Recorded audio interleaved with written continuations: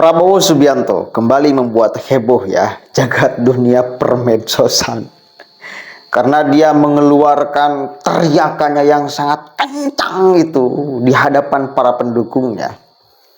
Benar-benar saat ini di dalam pidato di kesempatan ini Prabowo ngamuk sengamuk-ngamuknya, emosi seemosi-emosinya, teriak sekencang-kencangnya. Coba kita dengarkan sama-sama ya, keributannya ternyata berlanjut bukan hanya di atas ring tetapi di luar ring. Kita cek aja ya dulu nih videonya. Saya tambah semangat, saya tambah gembira, dan saya yakin mungkin nilai dari rakyat lebih dari nilai yang saya terima beberapa hari yang lalu di Jakarta. Di Jakarta saya hanya dapat nilai 11 dari 100. Tapi hari ini saya rasanya mendapat 99 dari 100. Saudara-saudara, saya akan pidato dengan semangat hari ini. Karena kalian semangat, saya harus semangat.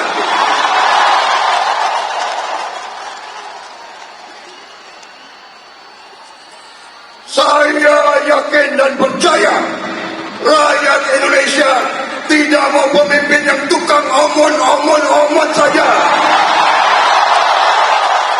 Saya percaya rakyat Indonesia menghendaki pemimpin yang jujur, yang lurus,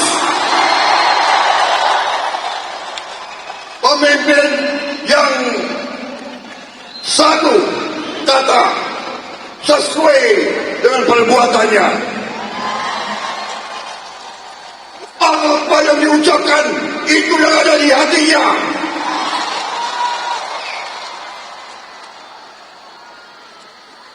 Bukan orang yang menganggap dirinya pintar tapi hatinya tidak jelas.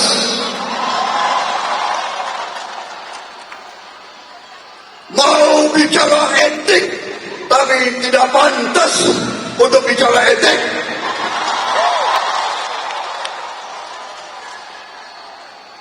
Tapi aku nggak sebut orangnya siapa loh.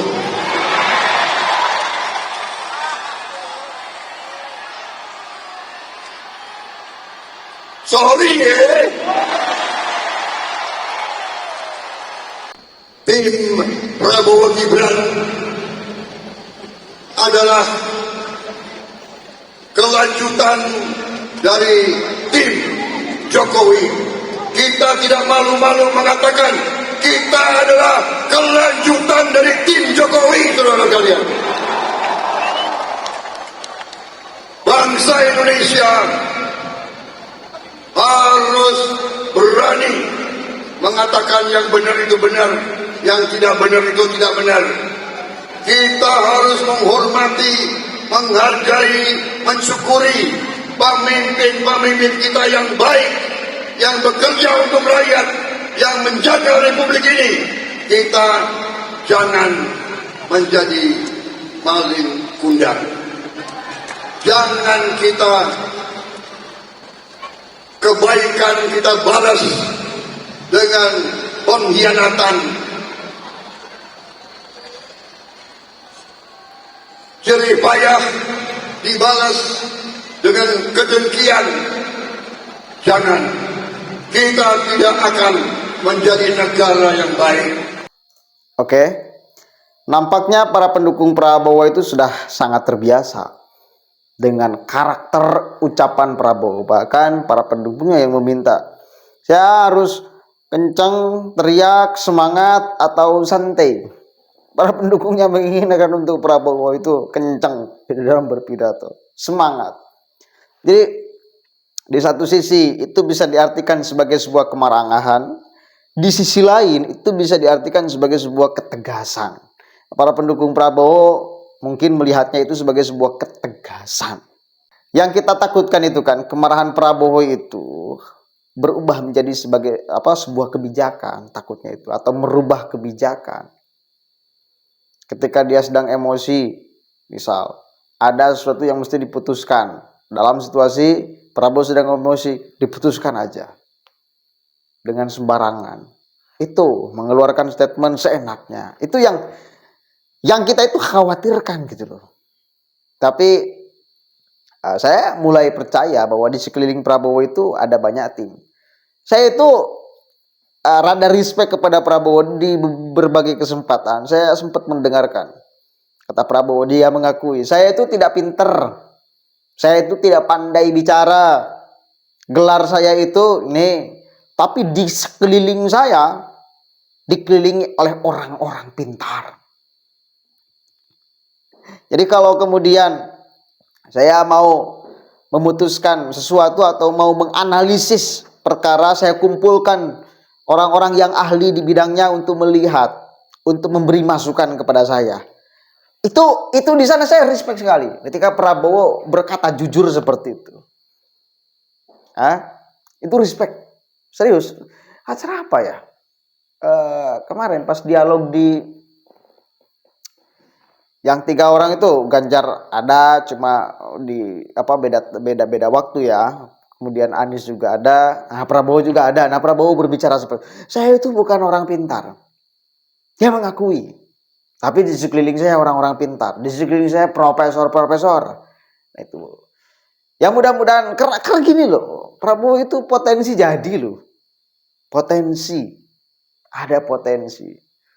Orang itu kan sekarang sedang merumuskan dari 2 kubu ini bagaimana cara masuk putaran kedua. Pilpres ini dua putaran.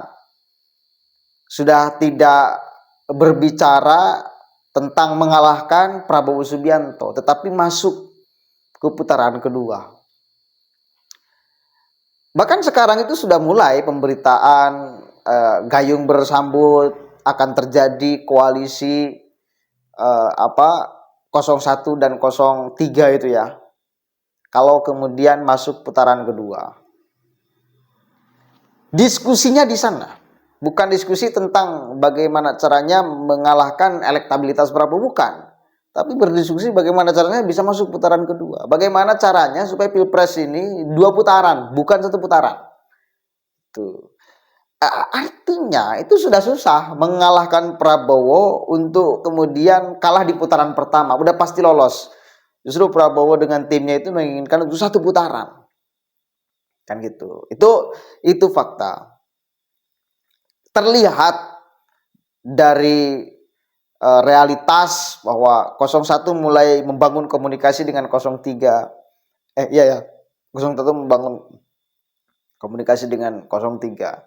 Dan membuka kemungkinan ada koalisi. Tapi ya kita harus jujur mengatakan para pendukung Ganjar dengan pendukung Anies itu bak seperti air dan minyak. Di akar rumput ya, di yang bukan kader partai, di yang bukan sekali lagi kader partai, di akar rumput.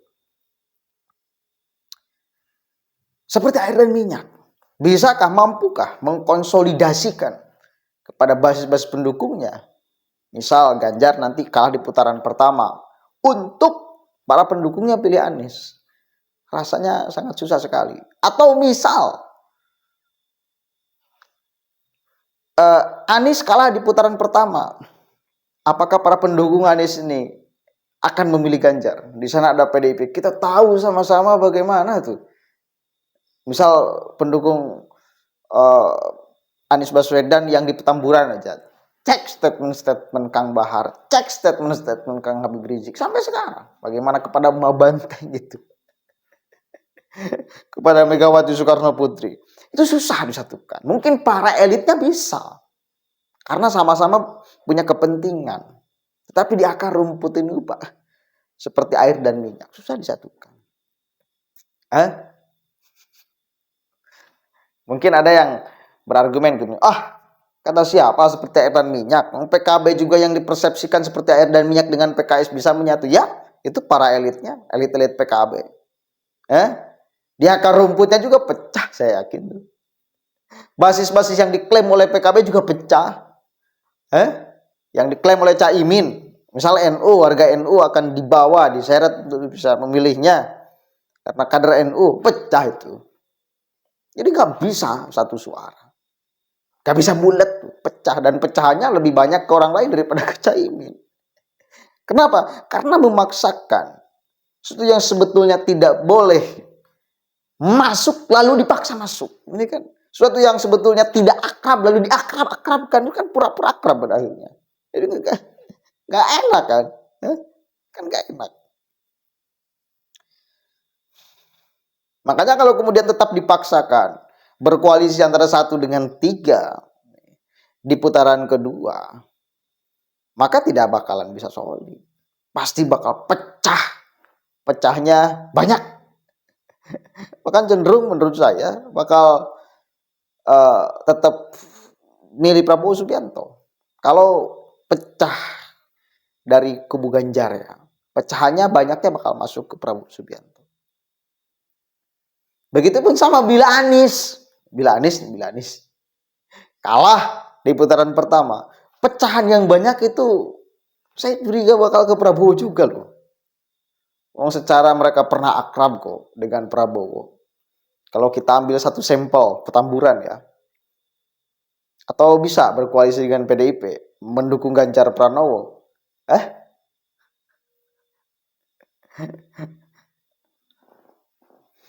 mencoret ucapan-ucapan Kang Bahar sebelum-sebelumnya, atau udahlah pusing, nggak mau ikut-ikutan pilpres karena kalah di putaran pertama. Jadi memang di pilpres kali ini dari ketiga calon ini yang sangat diuntungkan itu Prabowo Subianto dengan Gibran Rakabuming Raka.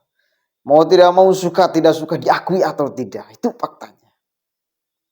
Kita harus melihat politik itu secara realistis ya, jangan pakai emosi. Yang faktanya seperti itu. Nah, kita akui aja. Mudah-mudahan ada manfaatnya. Assalamualaikum warahmatullahi wabarakatuh.